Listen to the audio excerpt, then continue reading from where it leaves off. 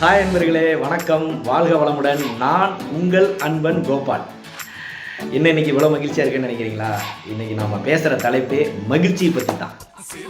மகிழ்ச்சியை பற்றி நம்ம தெரிஞ்சுக்கணும்னா அதுக்கு முன்னாடி நாம் 2 விஷயங்களை பற்றி தெரிஞ்சுக்கணும். அதில் ஒன்று ஆசை, இன்னொன்று திருப்தியின்மை.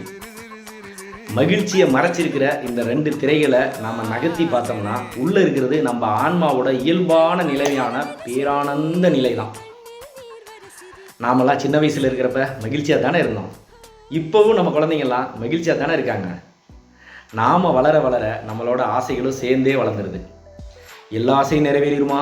அதில் சில ஆசைகள் தான் நிறைவேறும், பல ஆசைகள் நிறைவேறாது. உதாரணத்துக்கு டீனேஜில் காதலிக்கணும்னு ஆசை, காதலி கிடச்சோடனே கல்யாணம் பண்ணிக்கணும்னு ஆசை, கல்யாணம் பண்ணோடனே குழந்தை பெற்றுக்கணும்னு ஆசை, அந்த குழந்தையிலையும் ஆணா பெண்ணா அது வேறு. அப்புறம் நகை வாங்கணும், நிலம் வாங்கணும், வீடு கட்டணும், சொத்து சேர்க்கணும்னு ஆசையோட எண்ணிக்கைகளை சேர்த்துக்கிட்டே போகிறோம். ஸோ மனுஷன் வளர்ந்துக்கிட்டே போகிறான், ஆசைகளும் வளர்ந்துக்கிட்டே போகுது, மகிழ்ச்சி குறைஞ்சிக்கிட்டே போகுது. அப்போ நிறைவேறாத ஆசைகள் என்ன பண்ணும்? ஒரு விதமான திருப்தியின்மை தானே உருவாக்கும். அந்த திருப்தியின்மை தான் மகிழ்ச்சிக்கு தடை.